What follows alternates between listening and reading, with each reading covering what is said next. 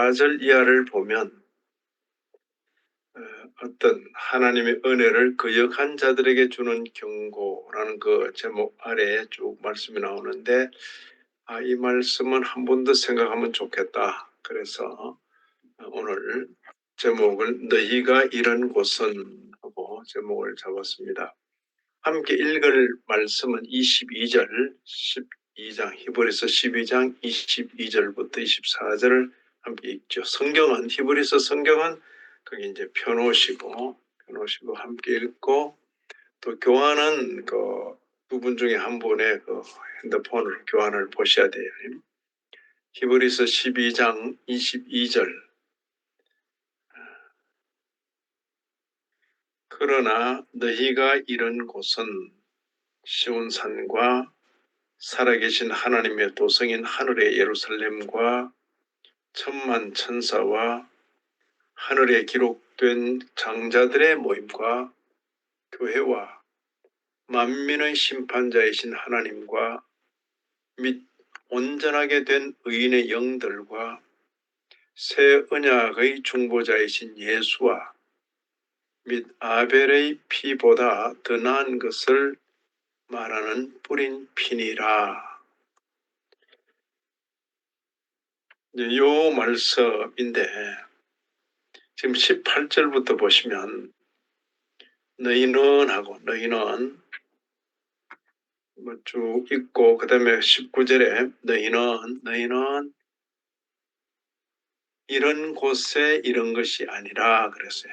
18절 너희는 밑줄을 긋고 19절 처음에 나오는 이런 곳에 이런 것이 아니라, 그죠? 너희는 이런 곳에 이런 것이 아니라 어떤 곳? 만질 수 있고 불이 붙는 산, 침침함, 흑암, 폭풍, 나팔소리, 말하는 소리가 있는 그런 곳에 이런 것이 아니라 그랬어요. 이런 것이 아니고 22절 너희가 이런 곳은 이런 곳이다, 그런 뜻이죠. 너희가 이런 곳은 이런 곳이다. 그래서 서로 다른 어떤 대조되는 두 곳이 있는 것처럼 지금 말씀하시는 것입니다.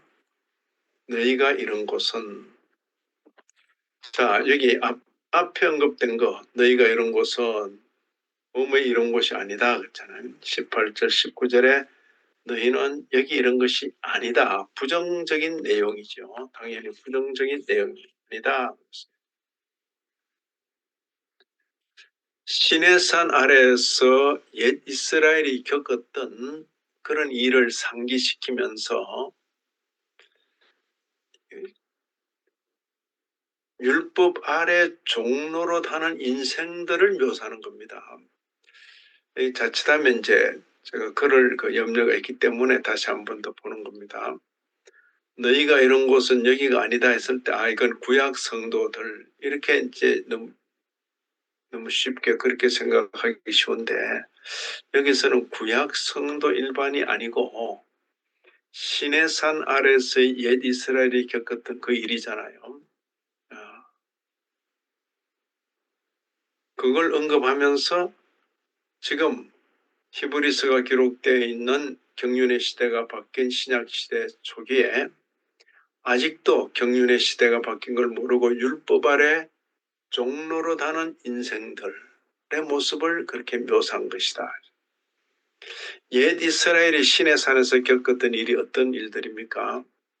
만질 수 있고 불이 붙는 산, 침침함, 흑암, 폭풍, 나팔소리, 말하는 소리가 있는 곳이라 그랬습니다. 이건 이제 우리가 출애굽기에서 신명기에서 잘 읽을 수 있는 내용이죠.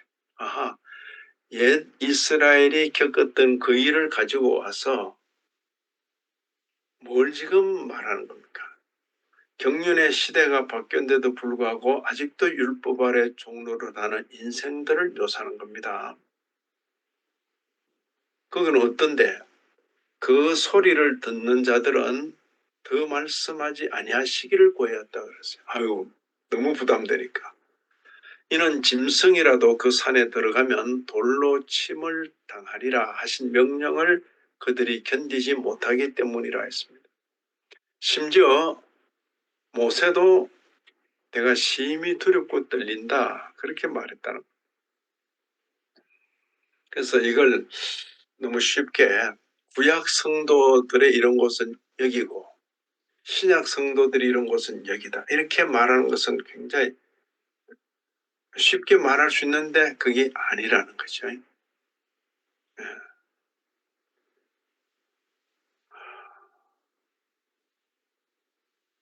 구약 성도들의 그 모습을 가져와서 아직도 그러니까 율법 아래 종로로 다는 인생들을 지금 비유하는 것입니다. 그래서 여기 별표해서 이런 내용을 구약 성도들 일반에게 돌리는 것은 맞지 않다. 율법의 정죄와 요구 아래 있는 모든 인생들의 모습으로 보는 것이 더 합당하게 여겨진다. 그래서 지금 이제 이렇게 말씀드리는 것은 제가 경륜의 시대가 바뀌어진 거 그것도 말씀드릴 때 그렇지 않으면 이게 성경 읽는데 자꾸 엉뚱한 전혀 맞지 않는 그런 생각을 하고 그렇게 주장하고 그렇게 살아가는 거죠. 그에 비해서 너희가 이런 곳은 여기는 긍정적인 내용이죠. 그렇죠? 대속의 은혜를 입고 율법의 구속으로부터 벗어난 성도들이 누릴 은혜를 묘사하는 것입니다. 그렇죠? 대속의 은혜를 입고 율법의 구속으로부터 벗어난 성도들이 누릴 은혜입니다. 22절 이하 24절에 나온 것 바로 시온산 살아계신 하나님의 도성인 이 지상의 예루살렘 아니에요. 하늘의 예루살렘 그랬어요. 지금 신약 성경 히브리서가 기록될 이 당시에 지상 예루살렘을 중심으로 하는 일은 뭡니까? 여전히 그 율법 아래 종로로 하고 있는 거죠. 할례 받아야 된다 그러고 율법 지켜야 그래야 구원받는다 그러니까 이들은 신약 교회의 무렵에 있지만은 실제로는 시내산 아래 옛 이스라엘이 겪었던 것 같은 그런 율법 아래 종로를 하고 있다 하는 것을 지금 말해주는 것입니다.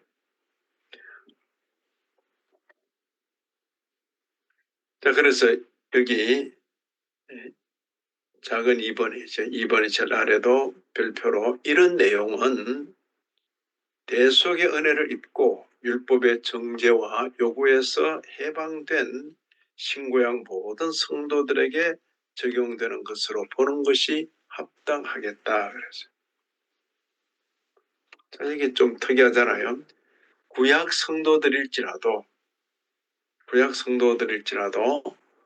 미래적인 대속의 은혜를 입고 율법의 정죄와 요구에서 해방되었다면 그들은 바로 여기 이런 것이다.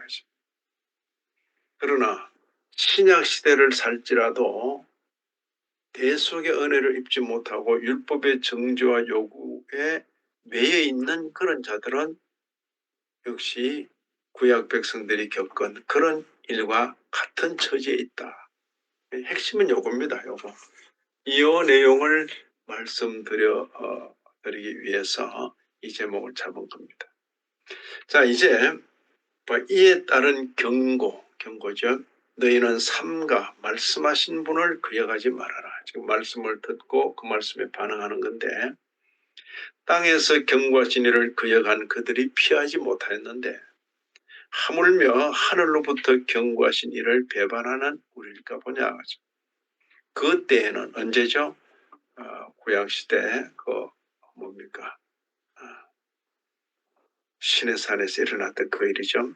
그 소리가 땅을 진동했지만은 땅을 진동했다 그랬죠. 그런데 이제는 약속하여 이르시되 내가 또 한 번 땅만 아니라 하늘도 진동하리라.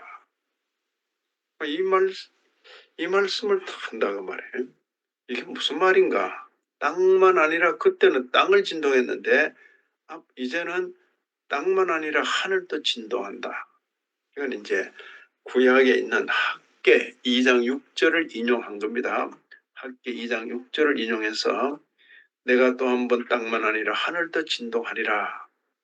그리고 그 옆에 서 있는 말씀 뭡니까? 왜 이렇게 하시는가? 진동하지 아니하는 것을 영원토록 보존하기 위해서 진동할 것들, 그 뭐라고요? 만드신 것들, 이것을 변동될 것을 나타내신다. 바로 이런 표현이 베드로서에 나오는 그런 표현이죠. 땅이 종이 축처럼 그래 말린다. 그래서 모든 것이 불타버린다 하는 이런 표현을 한 것이 바로 학기 2장 6절을 받는 표현이죠. 또 한 번 하늘도 진동하리라 할 때는 진동하지 아니하는 것을 영존하게 하기 위한 그런 일이다. 이게 이제 종말론적인 그런 표현이죠. 자, 이런 말씀을 듣는 성도로서 가져야 할 자세는 보시면 경건함, 우리가 흔들리지 않는 나라를 받아 선적 은혜를 받자. 그리고 경건함과 두려움으로 하나님을 섬기는데 어떻게 기쁘시게 섬기자 그랬어요. 그러니까 그 하나님을 섬기는데 하나님을 기쁘시게 섬기자.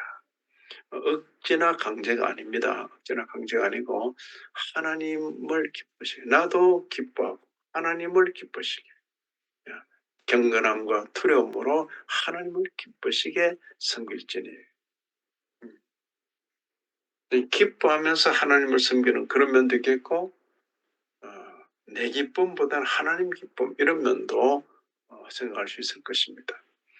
이 전후에 있는, 그래서 제가 앞서 주신 교훈이라 우리가 읽은 오늘 본문 22절 앞에 나오는 그 표현들을 보시면 모든 사람과 더불어 화평함과 거룩함을 따르라 그랬어요.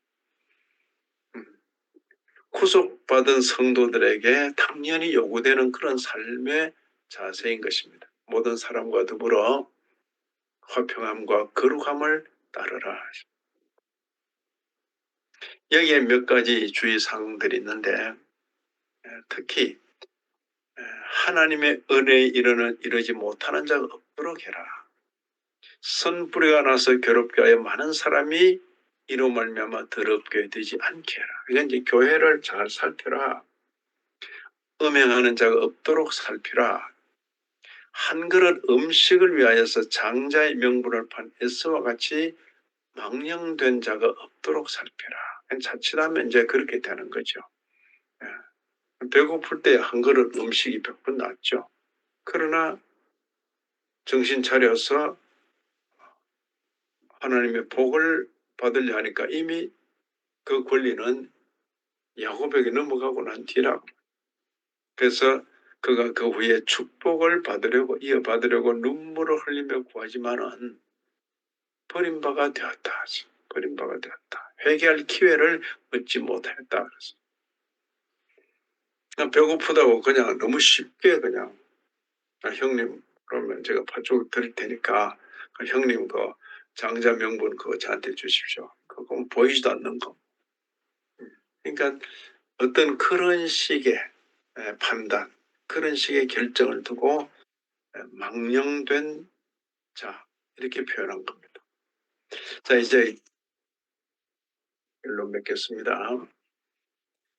자, 우리가 히브리서 12장 이 부분을 읽을 때 너희는 이런 곳에 이런 것이 아니라 너희가 이런 곳에 이런 곳이다 했을 때 너무 쉽게 구약 성도들이 이런 곳은 저곳이고 신약 성도들이 이런 곳은 이곳이다 이렇게 너무 쉽게 생각할 수 있는 거예요. 그게 아니라는 것입니다.